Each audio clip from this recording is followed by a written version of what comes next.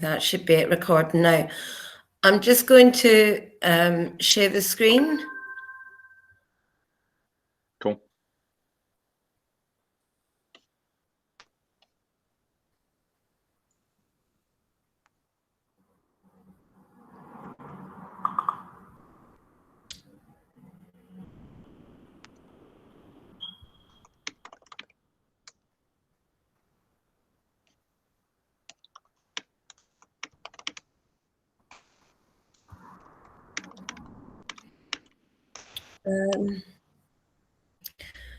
Okay, so we've got Balancer as a collateral currency, BALUSD as price identifiers, Open as collateral currency, OPENUSD as a price identifier, BDP as collateral and price identifiers, and then ethVIX as price identifiers. So if we just start with 220, there were a couple of comments that was, oh, Sean, you've added something since I last saw it. There were a couple of comments on this, but I corrected them. Any outstanding issues on that? I don't think so. I mean, I think it's pretty straightforward. Like, personally, I'm in favor of BAL as a collateral type. I don't think there's any sort of like security issues with it, and the final fee checks out. So excellent. So that one's just a go. that was easy. That was easy, yeah. Then there were a few things on UMIP 222, which is price identifier for BAL. John, I think you raised some of the things around naming, which is a bit of a bigger issue. Do people want me to add this in? Just that the canonical price identifiers on chain should be. Will I just go ahead and add that in? Yeah, I mean, I think it's more of just like a formatting issue, right? We kind of do what you have in there for a lot of the price IDs, but it's just kind of confusing, like John said. So yeah, kind of just changing the UMIP format. Cool. The other one was the historical endpoint. I struggled to get a historical endpoint. And there's a suggestion that we use this balancer pool, which is the WETH balancer pool, which has a lot of liquidity. It's about 200 million. And it's the biggest by far. But there is also the issue of Balancer V2 coming up. Sorry, I'm just reading your comment, Sean. You've commented since I last looked at these. Sean, would you mind giving me a hand to write the actual historical endpoint for that pool, please? Yeah, so it's on chain, and like perhaps we can provide like link to the balancer subgraph, but I think the main point is just including the address of the BAL ETH pool. And I think Anu left a comment around like saying we should use like the most liquid pool, which I think is kind of a valid point, especially if they're migrating. But I still think we should like specifically name that pool, and then we can kind of have the boilerplate language around like defining what broad market consensus is for these pools within the implementation section. So like if that did change and like there's no liquidity in that pool anymore, it would kind of leave it open to migrating that to a different pricing source. Excellent. Okay, so that's a go with adding in the pool and putting in a generic boilerplate language for a few things. Yeah. Is that a 50-50 weighted pool? Because if it's a different weight, we might want to do some. Okay, then yeah. I think so. No, I don't think it is. Oh, maybe not I then. think it's 2080. I believe. Yeah, I think it's 2080. Okay, because I know we're gonna try testing our price feeds with differently weighted pools, but we haven't really tested that yet. So it'd be easier if there's like a liquid 50-50 pool. But it's on our plate for this week to try different weighted pools anyway. And we can always circle back in if there's like an 80-20 pool that's way more liquid and it turns out like the price feed implementation is fine, then we can edit it and just put the more liquid one in there. But just something to keep in mind. That's definitely the most liquid pool, but it, like Rennis says, it is 80-20. Are we good with that? Yeah, I think it'd be better to go with that pool first, John, in my opinion. Like to go with the most liquid pool and just make sure the balancer price feed works with it. Yep. Okay. So that sounds good. And Okay. I think there's just one other comment around. Go ahead, Chris. I think we were probably going to say the same thing. So the expression price feed, I'm not sure that it works as specified here. The spot balancer addresses don't 100% conform to what the feed expects. So yeah, we should probably update that and then just double check these expression feeds, actually pop it into a bot or a script and make sure it returns what we're expecting, because yeah, these expression feeds are pretty complicated and warrant a double check. Yeah, I wrote this, so I'd really, really like it if somebody would check it, because I'm not very confident that it's right. All right, I posted a config in there that I think is right, but maybe I didn't actually post it, or you didn't refresh or something. I don't know, but I can help you with that also. Okay. Right, I don't see another comment from you. That's okay. We'll figure it out later. But I posted what should work, but I haven't tested it. So it's a good point, Chris. Like, it's complicated and easy to overlook things. So we should definitely test it. Okay, so that one is a go. Add in the endpoint for, sorry, for this pool.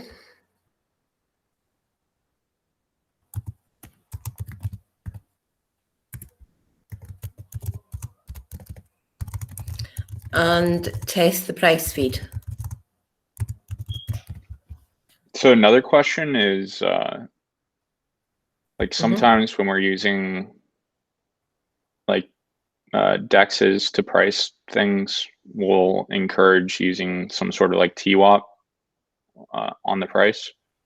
Like personally, I think the approach you have here with no TWAP is good, since we're using like a median of 3 sources, but I was just interested to hear what other people thought.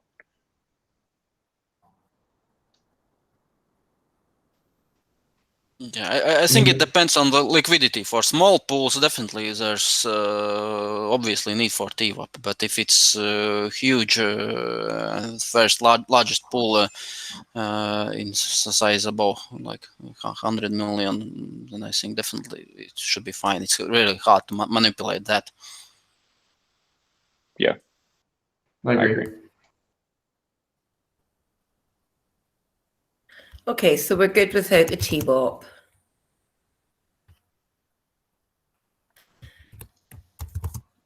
Excellent.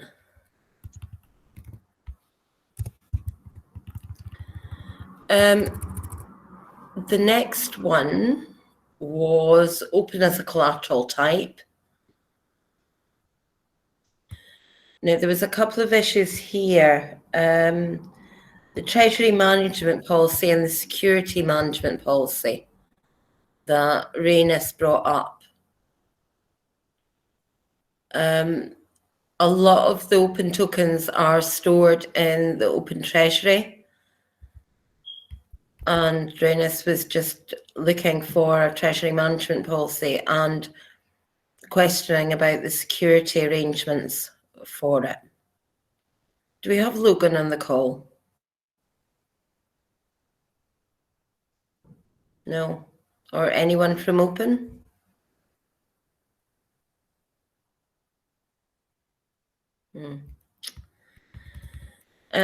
Will we get back to him and ask him to add this in? How important do people feel it is?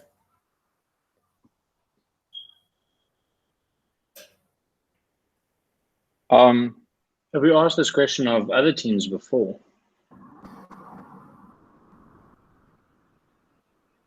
So it hasn't been included in like other collateral UMIPs, but I think it should be, especially with kind of the recent like activity surrounding Perlin and stuff like that. I personally don't think it's a blocker, but should just be added in. At least that's my opinion. Yeah, I agree with that. What do you think? Yeah, definitely. I think it should be added. It would be helpful for transparency. And I think it depends on the product, especially here where this treasury account is, as percentage-wise, is quite large of these outstanding tokens. Then I think it's theoretically important factor that could affect price if something bad happens there. So at least users could be aware of that. The other thing that's a little bit concerning is it seemed like there's only like one pool for Open. And it's like a Uniswap pool with like around $1 million worth of liquidity, I believe, which is kind of low, but I think doable. Yeah, everyone good with that, or is that too low really? Is the liquidity enough? I think it's something that if we started to have a huge amount of synthetics backed by Open, then maybe we would get more concerned about it. But initially, I feel okay. Just something to keep an eye on. And I think it's somewhat equivalent with some other collateral types that we passed before, like Perlin.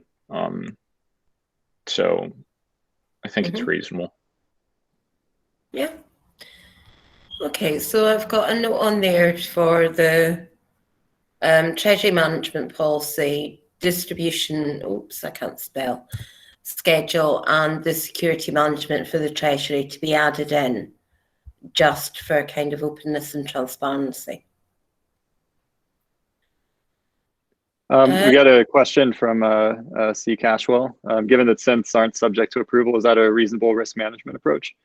I think so. I mean, like we monitor and we have a general sense of what's going on. So we notice if some like huge amount of synths were getting minted and there's like not that much liquidity, and we could kind of work, you know, with that. Because it's a little bit like, it really depends. If there's $100 million in synths backed by Open, then that is a problem. If there's like 100,000, maybe it's not. So yeah, it's kind of exactly my thought. Given that there isn't any approval process, like it would be, you know, assuming that liquidity providers were available or trading volume was sufficient, like it would be hard to actually put out infinite amounts of liquidity worth of synths with this price indicator or this collateral type that wouldn't necessarily be able to back them. Yeah, I don't think it's something that would catch us by surprise, I guess is the main thing. Out of curiosity, do you have a resolution mechanism if that were to happen? Like if these guys were to say become a malicious actor in the system and start doing that, what would be the approach? Emergency shutdown. The DVM can shut down any contracts that it serves. So we could just literally end it at any point if need be. And that would go through a governance vote. So yeah. We can also deregister collateral types. So okay. So that would just make any outstanding synths unsettlable if you deregistered, right? No, they would still be settlable. I think if you removed the identifier, then it couldn't make a request. So that would like make all the synthetics null and void. But if they're actual users that hold the synthetics and you want them to still settle at a fair market price, then emergency shutdown's the best avenue. But I think like the most likely vector with something like this is someone exploiting liquidity mining.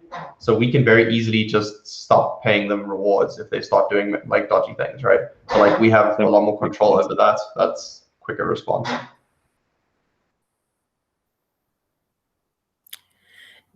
Do we want to add in any additional elements into the security section to reflect this?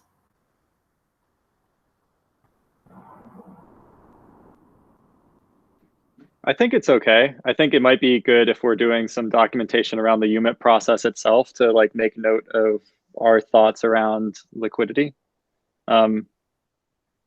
You know, and I guess like adding on to that conversation, like the one thing that could happen is for some reason the synthetic minting is outpacing the growth and liquidity in the pool. And then we could just kind of like ping Open and say, hey, you know, you have lots in your treasury. Can you add some liquidity or something? You know, and I think that's some pre-UMIP approval discussions that we've done with other teams that want to have different collateral types. Like there's not enough liquidity. Can we add some more? That was like a Rendoge discussion. You know, so that's fine. But generally, I would think that if usage is going up, liquidity is also probably going up because it's driving demand for the token for whatever synth minting people are doing. Okay, cool. I'll just put it back up.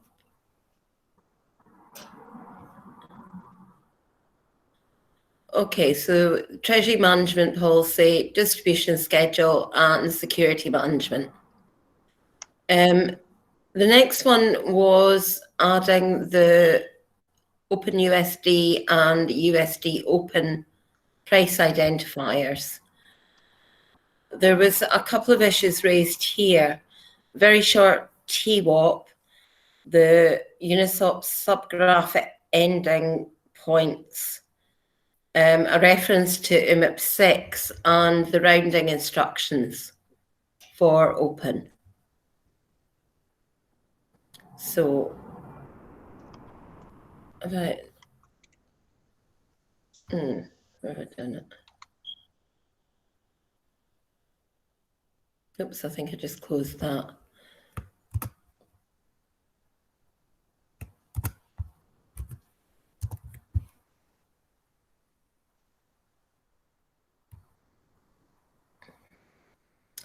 Yeah, the TWAP in here is only 1 minute. That seems very, very, very short.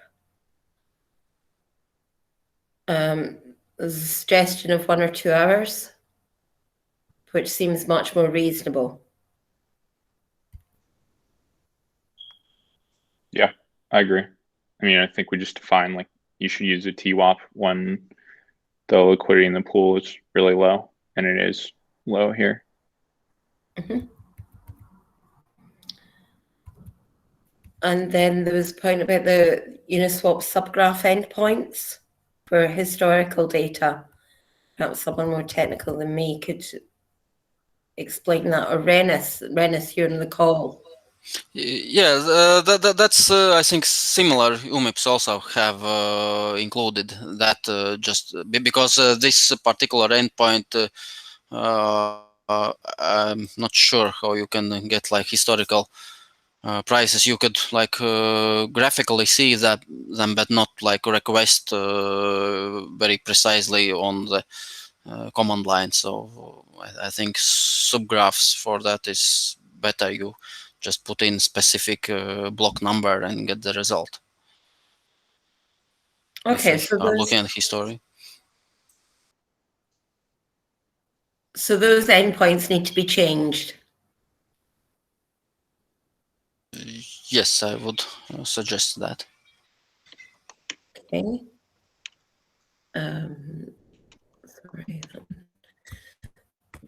Also, they don't have like a price feed implementation in here. I think we're trying to move in a direction where even if you're using existing price feeds, you should still write up the configuration. Agreed. So yeah, that would be another outstanding comment. Okay, so it needs a price feed. Yeah, it's just a config really because it's using existing implementations, but yeah. So it's not a blocker to write a price feed? No. So Okay. it's just how you would use one of the existing price feeds. Okay. There's a couple of little bits here where things haven't gone in the right section. The motivation and the rationale section seems a bit muddled, and I think also there was stuff in the rationale section that should have been in security, or maybe that's a different one. Okay, so that just kind of needs sorted out. And then it also suggests that the ETH value should be converted into the USD equivalent, but there's no reference to UMIP 6. And I would say that that would be quite an important reference because that's our main way of doing it. So should we have an explicit reference to UMIP 6? Yeah, definitely. Yeah, and we have an example with Balancer, right? Was it Balancer that was doing this, the ETH to USD conversion? I know one of the UMIPs in this batch was. Yeah. Yeah. Okay.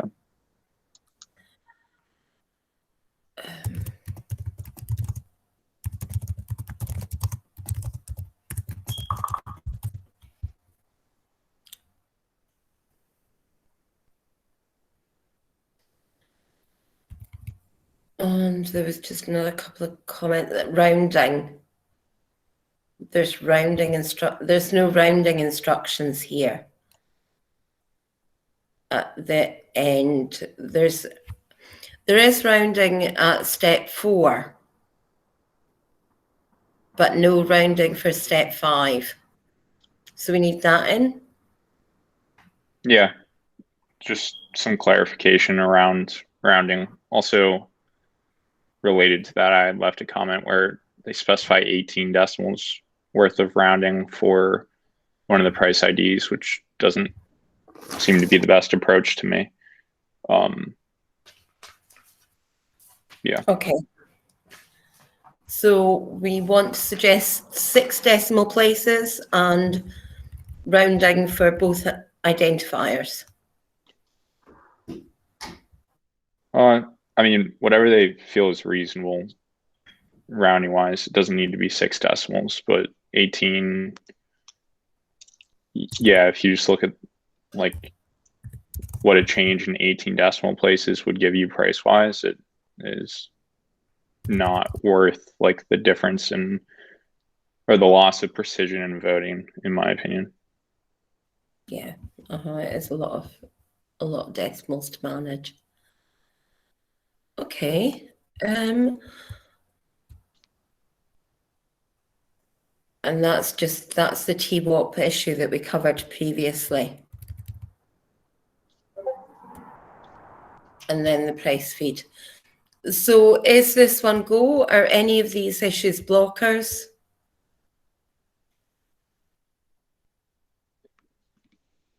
I don't think there's any like large issues that are blockers, but there are a bunch of small issues. So like, I don't think it can go through in its current state, in my opinion. And like, perhaps because voting day is on Friday, correct? Yeah. So perhaps if they fix this by like tomorrow, I'd feel okay with pushing this forward. So kind of a contingent yes, but that's just, I don't know. What do other people think? Yeah, I think these are solvable issues. Yeah, there's nothing major.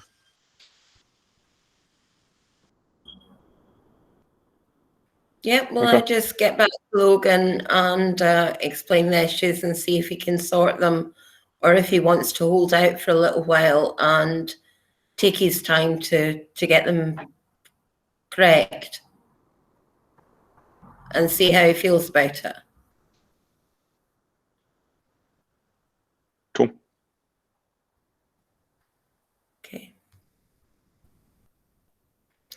The next one was BDP as collateral. Rains, you had a couple of things on here about the BDP master address and ecosystem reserve management. I'm not very familiar with this at all. Apparently it only launched a month ago, and it seems to be something that's kind of tracking external data. So it is a fairly new token. How do people feel about this?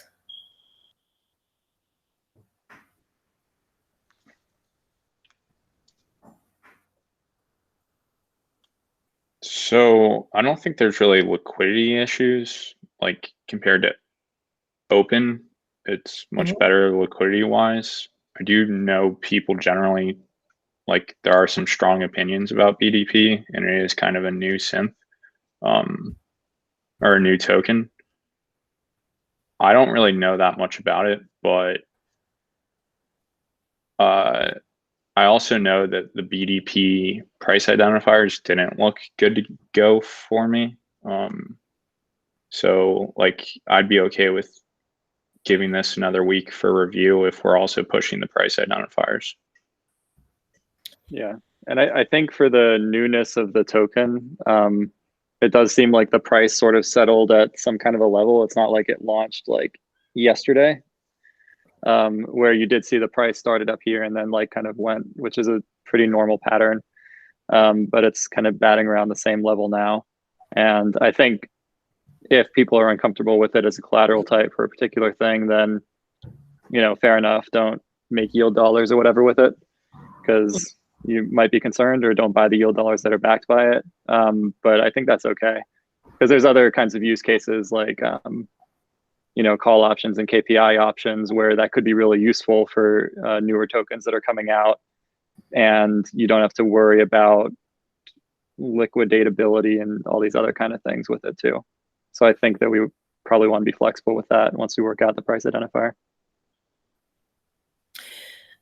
Will we take a look at the price identifier? And if the price identifier is not ready to go yet, we'll maybe hold off on the collateral type? Does that seem a sensible approach? No, I agree. So, yeah. Bundling them.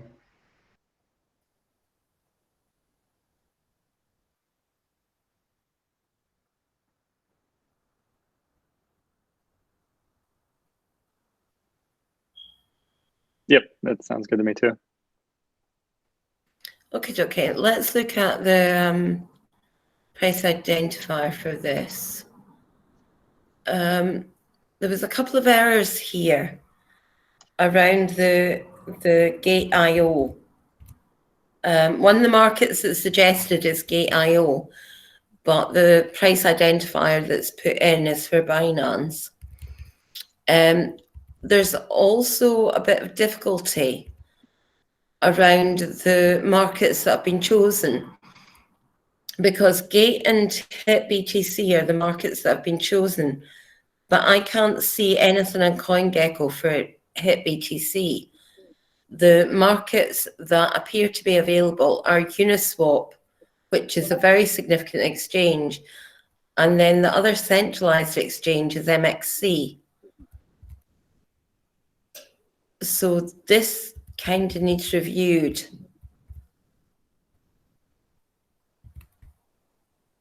Yeah, I agree.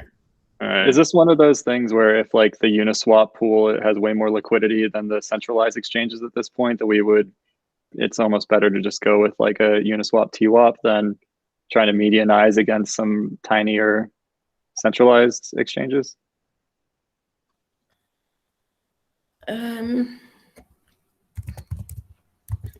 I think potentially, but is that the case here? I was just gonna, oh dear, that's not working. BPD, no, BDP. I never saw their 404 It's page before. That's really big. cute. It's a big -data-protocol. Oh, okay. There we go. Looking at the markets. Yeah, so like the other options are MXC and Gate.io. I'll see Gate.io is now down to 4%. Uniswap and MXC have like 80% of it. And then there's BKX that I've never heard of.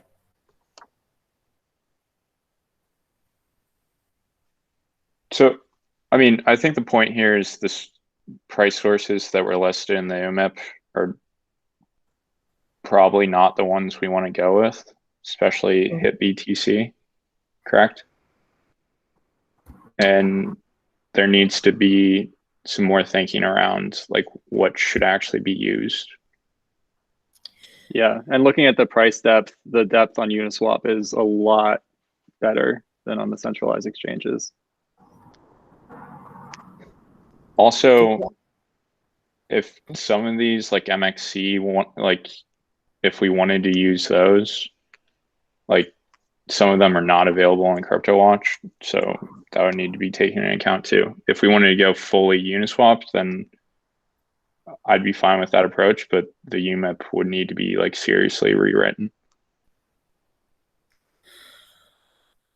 Shall we perhaps kick this back for kind of more consideration around the markets that are chosen? Because I think it needs a bit more thinking, because it looks like the centralized exchanges are actually quite fluid in which one has higher volume at which time. So maybe this just needs a kind of general think about which markets get chosen. Yeah, I agree. Yep. So will we put that down as a no-go? And with a note to reconsider markets? Yeah. Are people happy with that?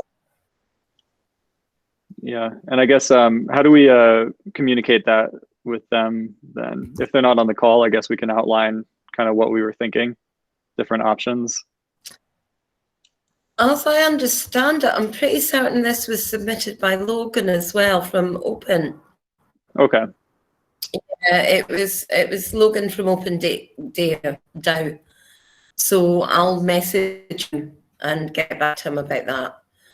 And Yeah. I guess we can also hold off on the BDPUSD collateral for now. Yeah. If there's no price identifier and there were a few issues around it, maybe we just hold fire on that. Yeah? Yeah, I'm good with that. Push to next week. Excellent.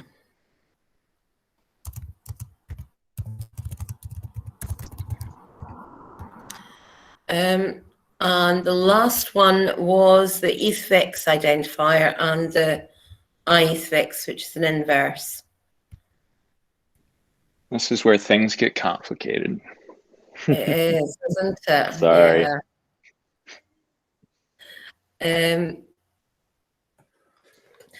Now, actually, there was a lot of resolution of some of the issues made. The last time I looked at it, the main point seemed to be that the endpoint for the API pointed to somewhere outdated. And then there was issues around how to express the quote currency because it was expressed in USDC, but you had USDC as base and quote as well. Chris, Vard, do you mind if I interrupt real quick? Sorry. Just because this is like pretty complicated and I think it'd be useful for the conversation, do you mind just like giving an overview of like how the product works? Yeah, sure. Yeah, so at a high level, basically what we're doing is calculating a CBOE VIX style volatility index on the price action of ETH as related to USDC. Now, the thing is that like ETH USDC So USDC is not actually our base pair, but it is a collateral type here for the synth. What we're doing is effectively providing a long and a short exposure to convexity on volatility. So just to be pedantic, it's not really volatility specifically, it's convexity on the position that you've minted or bought into. And that's where the complexity comes in, right? We can say what we've done is really provide you long and short volatility options, or futures rather, but really it's a lot more kind of complex than that. I'm happy to like walk through the implementation details of how exactly we do the index, but I guess maybe it would be beneficial to get like a little bit of direction from you before I go too far. I think also I could mention, this is based as hi, I'm Wade. Let me actually turn my camera on. Hey, Wade can see me. So this is based exactly on how the CBOE creates a volatility index for the S&P 500. And in that case, there is actually no underlying asset. The VIX is just a number. You cannot trade the VIX. You actually trade options on it. And so what we're doing is there's no actual underlying for our price feed. It's a number that represents the volatility. It's model free. So it's not actually a model. It's based on the market of Deribit, of people buying and selling options. And then the synthetic is how we're trading that instead of an options chain. So we're representing our price feed number as UMA synthetics, and then you can trade that. So if volatility goes up, our price feed number will go up for the ethVIX, and if volatility goes down, the price feed number for the ethVIX will go down, and vice versa for the iethVIX. So it's based very much on a traditional kind of financial instrument. Yeah, it's like you could look at the reasoning for the long versus short, or the ethVIX versus inverse ethVIX there as your ability to, as a market maker, take a neutral position and provide simply liquidity to the market rather than a directionally biased position on the liquidity. Gotcha. Okay. So it's kind of like a custom calculation then, right? Yes. Custom. I don't know if I would use the word custom in that it's just a modification of a research-based formula that's in use in the S&P 500. Like one of the, if not, it's actually like almost the most traded individual derivative in the entire market, or basis for the most traded individual derivatives rather. Gotcha. Yeah. So, and happy to walk through it a little bit more, exactly how it works. We did post a methodology paper, but if everybody wants to take kind of 5 minutes, it's kind of higher. There's a lot of math in that, and we tried to make the math as basic as possible. And we also tried to provide a spreadsheet so that anybody could calculate it. But I can just kind of talk about a high-level overview. What's actually being done is we're looking at the Deribit ETH options data, and we pick 2 different expiration times that average 14 days into the future. So we'll take an expiration, and those always happen on Friday mornings at 8 UTC. So we'll take the options that are expiring like 7 days from now and the options that are expiring 21 days from now. And then we actually look at what people are bidding on those options for out of the money options. So options, calls that are above the price of ETH, and puts that are below the price of ETH. And based on what people are bidding on those then run through an algorithm that was put out by the CBOE, which is shown in our white paper, and I'm happy to discuss that as well, which gives you a percentage of how volatile traders on Deribit think that ETH is going to be in the next 14 days. So by actually looking at how many options people are bidding on and the price that they're bidding, and the strikes that they're bidding at, you can say that, they think that ETH is going to go up 30%, or it would just be a volatility number. So we wouldn't have a direction. They think that there's going to be a variance in price over the next 14 days of 30% or some other percent. And that's our volatility number. And then we multiply that by 100 to make it into a USDC value that you can trade. And so if people think it's going to be very volatile, it's going to go up. If it's going to be less volatile, it's going to go down. And then the iethVIX is just the inverse of that percentage before we multiply it by 100, so that you can go short without having to mint the long. We want people to be able to buy to go short as well if they want to. They can just trade.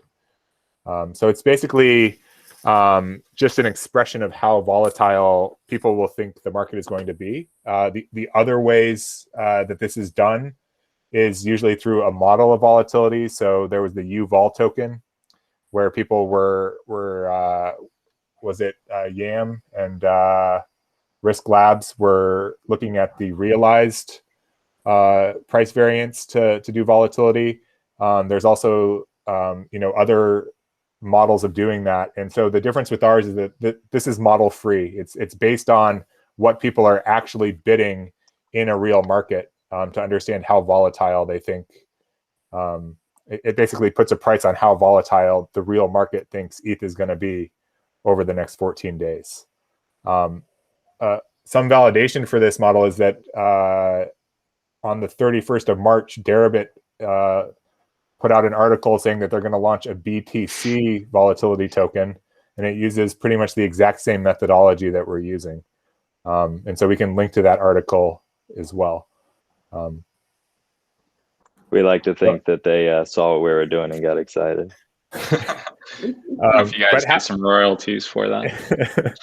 Hey, I'll send the deposit address to whoever's paying those out. But yeah, and if I didn't explain that well, I tried to explain it in just as much normal language as I could, and I may have been off on a few small points. So please feel free to ask questions, but it kind of captures pretty much what we're doing.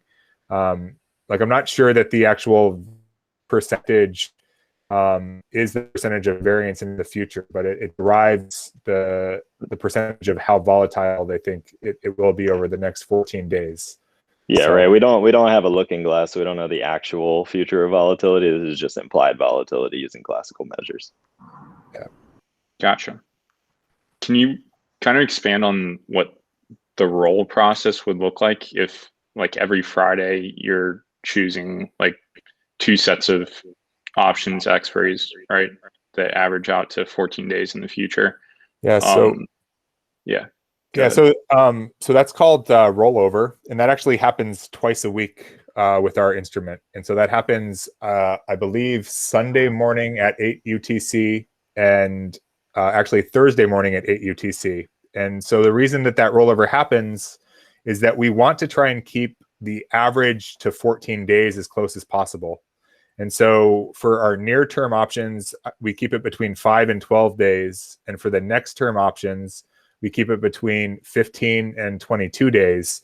And so once one option chain starts to fall below, we roll it over so that we're always within 1.5 days of an average of the 2 option chains into the future, if that makes sense. So we never want to be at like 10 days or 20 days for options that are expiring, because that doesn't keep us at the 14-day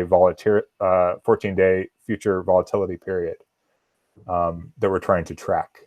So basically, all we do is we look at the expiration of the options on Deribit, and there is only ever one option chain between 5 and 12 days to choose from, and we take that, and then once it's no longer within that, then we roll over to the next one that is then within that period. So Deribit has options that expire each week for 4 weeks. So there's weekly options for a month out. And so that covers us at every, so right on Friday at 8 a.m., there's an options chain 7 days away, 14 days away, 21 days away, and then 28 days away. And then as you move forward, it's 6 days, 13, 20. So we're always capturing the one that's between 5 and 7 days, and they just continue to roll into our time periods. Interesting. And when that roll happens, like, it's the roll between like the options expiries is like the volatility index kind of still smooth there, or are there like price gaps that pop up? So that is one of the reasons that we want to do weekly synthetic tokens. So when the next options roll over, which is on Thursday morning at 8 UTC, we're proposing that we don't actually have the synthetic live. So we end before that and then launch a new one after that, because there is some noise during that period. And that noise can be based on two things. One, it can be based on actual volatility, in which case the noise is important because it captures volatility and it doesn't ruin our price feed. So people may think out at a farther time period that ETH is going to be more or less volatile, and that will change our index number. However, there's also the problem that sometimes the Deribit market making bots or people bidding on Deribit take time of like an hour to 2 hours to roll over their options from one chain to another themselves. And that can cause a blip in the data. And so one thing to note here is that with the actual VIX itself, these rollovers happen when the market is closed, right? So you're actually, it's not, our price feed is different than the actual VIX because it's open pretty much 24/7. Whereas the actual VIX itself, you're trading from 9:30 to 4 p.m., which is quite different. So they do their rollover not during market hours, so it doesn't affect it as much. So we're trying to replicate that when a blip that could affect the price in the same way by having our options end. Sorry, the synthetic end before that rollover. The near rollover is not exacerbated as much and smooths out pretty quickly. So there may be a blip on Sunday morning, and I think that if we let users know that the price may move in one direction or another by a couple of percentage points, but then we'll come back to where it was within a few hours, and it's not anywhere near the contract expiration, we're still 4 days away, that I don't think that that will cause problems within the market of the synthetic itself.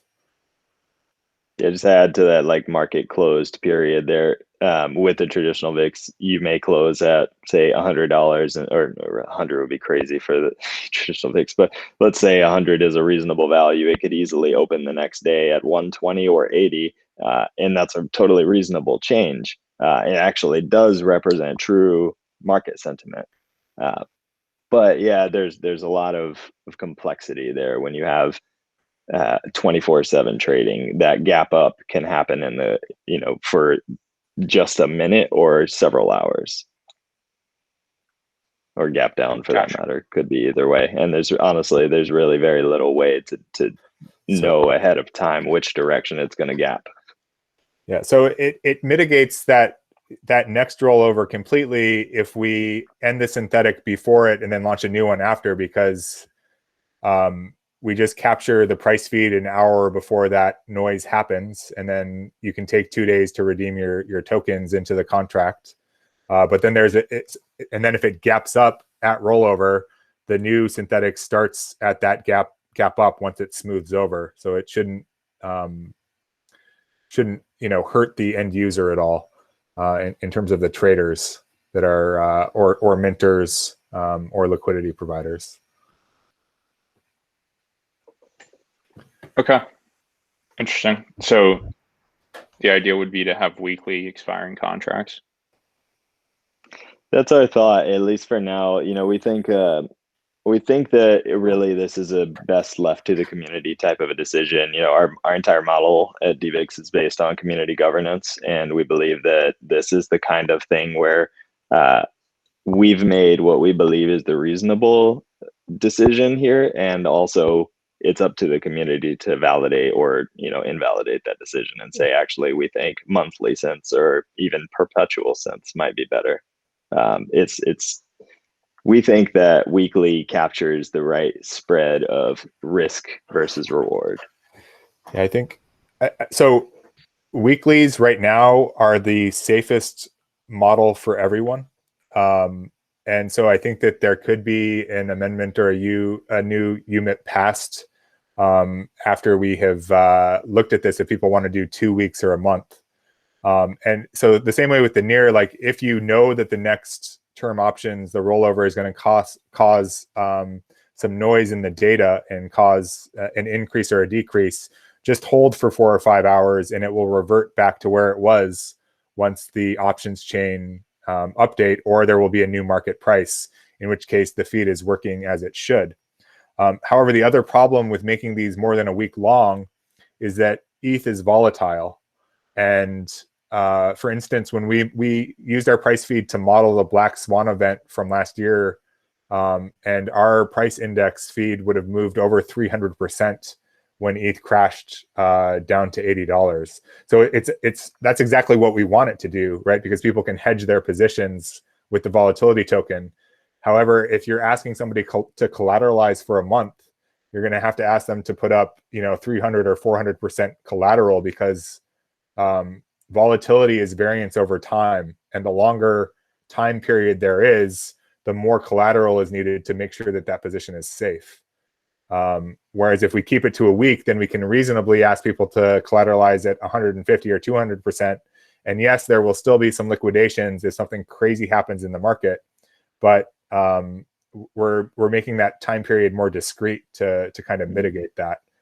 Put a tight bounding on the upper and lower bounds of that convexity. It's like it could go a lot, but probably it's going to only stay within a fairly reasonably tight bound that should be manageable by a system of well-functioning liquidation bots. And so, I mean, I guess that would be a question to you as well. Like, as if you were to mint and provide liquidity, would you rather, put up 200% collateral or 150% collateral and then pay the gas costs of,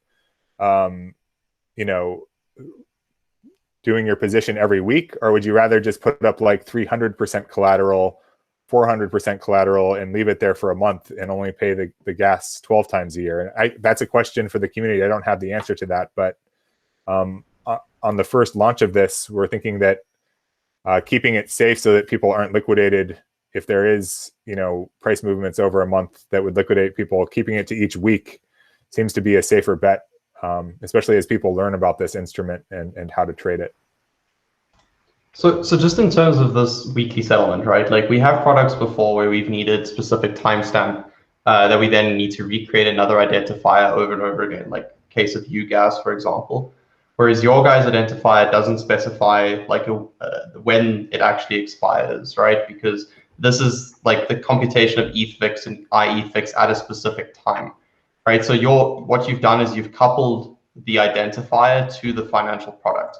So the voters would need to go and look at the financial product and see, like, for this identifier, this expiry happened at this certain point in time, and then compute that specific ethVIX, right? So it's contextual. You need to know which EMP is expiring, which EMP actually performed, which EMP made the request to correctly compute the value of this identifier. Would you agree with that? That's correct. I would say that the block time stamp at the expiry would be converted to milliseconds and passed into our API, or otherwise used to derive the same data from an external data source.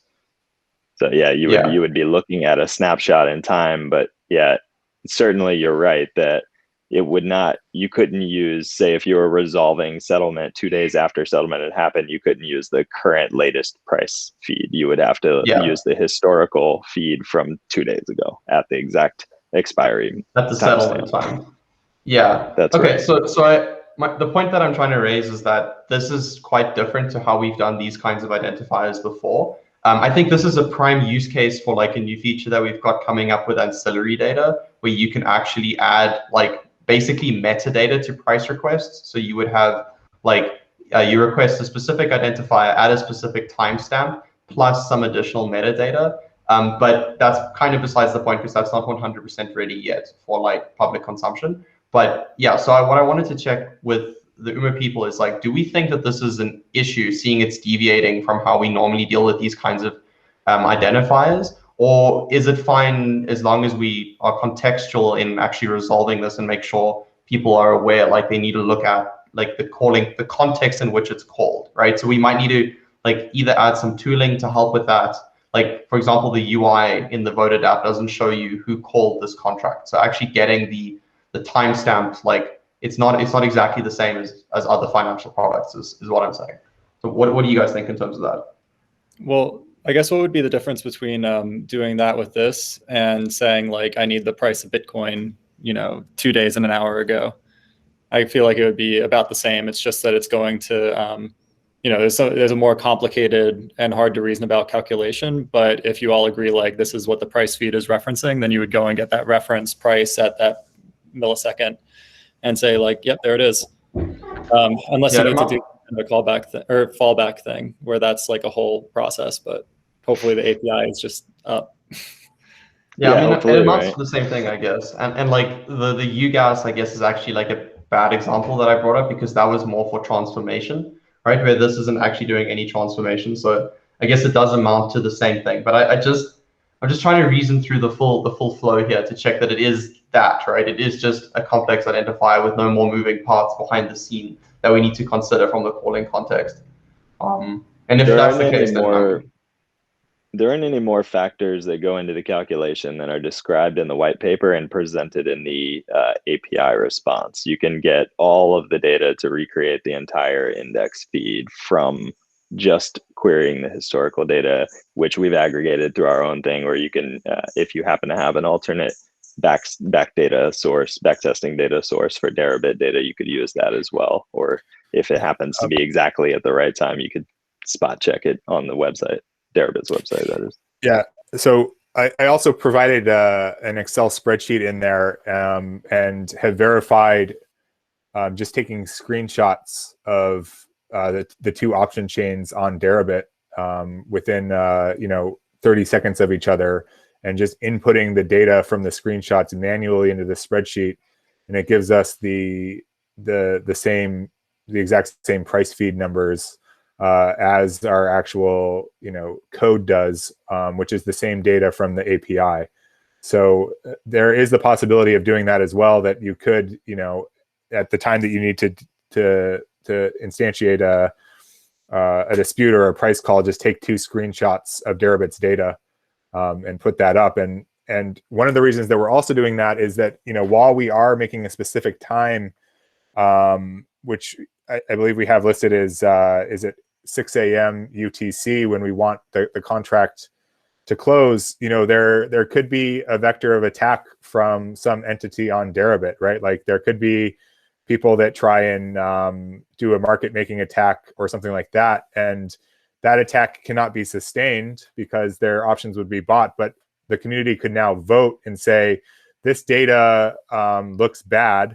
So instead of using the typical 6 a.m. UTC expiry time, we want to use the 4 a.m. time or the 12 p.m. time or whatever, and you can, or like a weighted, SMA of the last 10 points or something like that. So and you can vote and just take the data straight from Deribit yourself and calculate the ethVIX and the iethVIX from that.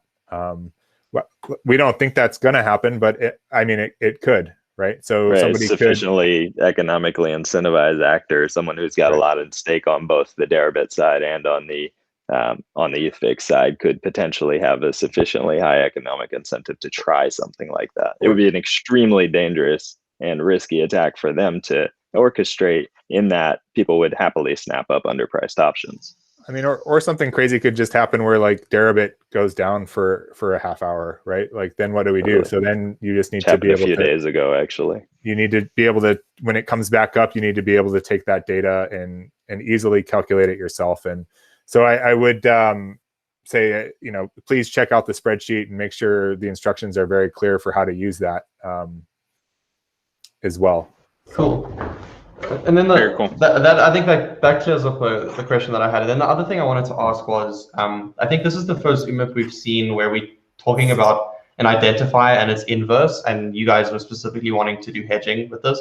So another aside is we might be building contracts for difference in the future, which could be kind of useful for this kind of use case. But in any case, do you guys see there being any like weird market behavior because these are like completely independent, right? There's like no like strict mechanism that will enforce the inverse price action between these two tokens. So this is more just from curiosity perspective, because this is the first time we've seen this. But yeah, so what are you expecting this to like correctly track the inverse of each other, or what do you think is going to happen with this?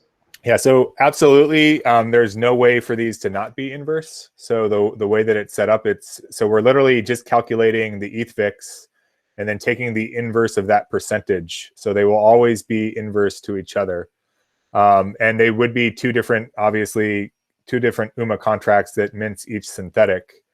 So, at contract expiration, you would need to do a price query for each. But yeah, the way that it's set up, there's no way for that inverse to be broken. Well, yeah, just to expand on that, the reason that we think the market will actually keep them in line, like the actual, market spot price versus the feed, is we're using a 3-token AMM pool approach, which is more tightly coupling, for traders. This is primarily for folks who want to take a directionally biased position. If you wanted to buy ethVIX and not iethVIX, or if you wanted to, buy without having to, or take an ethVIX position without having to collateralize any additional funds, you would simply buy them out of the 3-token AMM pool. And buying any one side obviously is going to change the proportion of that token in the 3-token pool, which would increase its counterparts relatively. Or that makes sense. And your third tokens are stable? Third token is a stable USDC, yeah. Cool. Yeah, we'll be writing about that before we launch, but we really feel that the 3-token pool solves a problem around synthetics in general on mainnet, and so we'll be publishing a Medium article on that. But every single price identifier that we submit is going to have an inverse. So we're planning on doing volatility for other tokens besides ETH, and we actually think that it's going to be really impactful for synthetics in general, especially on UMA. So, and I'm happy to describe that a little bit more now. I know this is being recorded, so I don't want to let the cat out of the bag too much until we publish the article, but I'm happy to, yeah, we would love to have a side call with you guys. Happy to talk about why we're doing that and why it's important. I think a call like that would be awesome. I know we're like 5 minutes over on this call just because this has been incredibly interesting, but if you're allowed to stop the recording, I could quickly talk about it for 5 minutes. There's too many people on the call who are not part of the team. That said, we have, in full disclosure, you guys may or may not be aware, we've been actually doing a lot of the research into this alongside some of your own team, some of the more executive side of the team. Yep. Very cool stuff. I do think we should come to kind of a decision around the UMIP, though. What do you guys think? I guess like my concern would just be like one, having enough time to like review the white paper and the methodology extensively, since this is like compared to something like BALUSD, extremely complicated. And then my other concern about voting on it this week is usually we just need a price feed implementation. And I know you guys submitted a PR, but I don't think that's undergone like the necessary reviews or been merged. Sorry, that got lost. We normally have like an on-call maintainer who like tries to catch PRs that get stuck, but yours got slipped through. Yeah, so sorry about that. I was wondering about that. It was like sitting there for a while with no comments, no feedback. I was like, wow, they must love this price feed implementation. Yeah, turns out it's kind of the opposite. We'll review it soon. Literally. I guess since it's going to be around like review, if we were looking to just give people more time to review this, do we want to just flag to people like the reason why this might be being held is just to give time to review? So everybody please look now, because if it goes up for a vote the next week, you're going to be in the same boat anyway. Yeah. You know, if there's any way we can like poke the bear and get that review process rolling, that'd be awesome. Yeah, I'll make sure to ping I think it's myself, John and Matt are assigned, so I'll just ping Matt and make sure we do it today. Yeah, and I would recommend that anybody that dives into the methodology white paper, just use the spreadsheet, like check out the spreadsheet along with it, because obviously the methodology white paper uses the math from the CBOE VIX formula, and when you look at the first or second page, it's really daunting, but it's actually a fairly simple process to go through it and kind of calculate it. There's nothing too crazy about the math. So it looks impermeable when you look at it, but hopefully we listed out all the steps so that it can be kind of pretty easily understood. And you can use the spreadsheet as well, and kind of, I mean, it has the calculations in the cells, so you can kind of see like what it's doing if you don't understand a piece of the white paper. And also we're, please post comments for us about that as well, and we're happy to answer them. And I feel like the main thing to reviewing it is really going through and doing that spreadsheet action and making sure that you're able to independently arrive at the same number. And I think even for like people who might not be using this product, but just want to make sure that the DVM is able to come to an answer, they don't even necessarily need to fully understand why all of these numbers are happening. They just need to make sure that like the math adds up to the same amount when you're doing it, on your own versus pulling it from the API. Yeah, I would agree with that sentiment. I think, honestly, the vast majority of people are not going to be in the position in terms of mathematical knowledge to be able to look at, Big Sigma formula and determine even what it means, let alone how to actually break it down and calculate the result. So that's why we provided that spreadsheet. We believe that breaks the wall of, inaccessibility down to someone who can use Excel. Yep. And I tried to color code the spreadsheet as well, and there's specific instructions for what to input for each color. If that needs to, we tested it internally, but happy to make any changes to that, and would actually love your feedback on that as you try and go through it. So there's a way to make the instructions even simpler. All for it. We can, I also wouldn't be against making like a tutorial video of how to do it, if that would make things even simpler for users. That'd be awesome. Personally, I need to go through the spreadsheet calculation. Like I downloaded the spreadsheet, but didn't actually input the values. So yeah, I mean, it seemed super helpful. So I think you've simplified it as much as you possibly could, at least from what I've seen. Perhaps I played around with that spreadsheet a little while ago and managed to get to a decent result. Perhaps we do another like contingent go here, and like we try to prioritize reviewing the price feed and getting that in. And if there are any major issues that pop up on the price feed side, then we delay. But if not, then we try to put it up for a vote this week. Thoughts? I like that idea. Yeah, optimistically, that sounds perfect.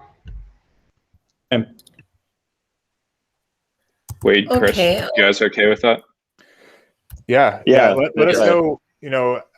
Obviously we're working on a lot of stuff, but we want to make this the top priority. So let us know if you need a video or something like that. Like I can clear my schedule tomorrow to work on making that. And just want to, or if you run into any problems with the spreadsheet, just post on GitHub and we'll respond as quickly as possible to kind of make sure that everybody can verify with that. Awesome. Thank you.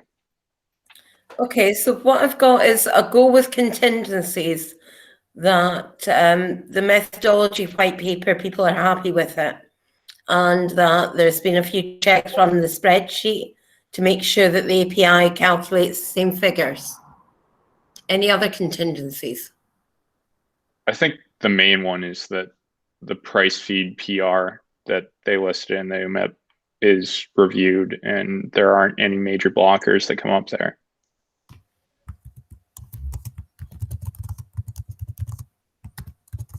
Yeah, just for reference, Vari, the price feed is kind of the main source of information, and the spreadsheet should be used as a double check or a fallback. Okay.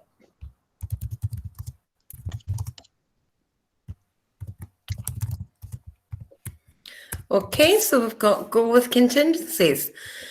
That was the last one. Thanks to everyone who attended the call, and especially to those who stayed to the end. And yeah, nice to see you all, and thank you especially to the VIX team for giving us that explanation. It was good to see you. Yeah, our pleasure. Great. Thanks Thank for you hosting. so much. Yeah, thanks. Thank Thanks, you. guys. Thanks, everybody. Bye. Take care. All right. Thank you. Bye.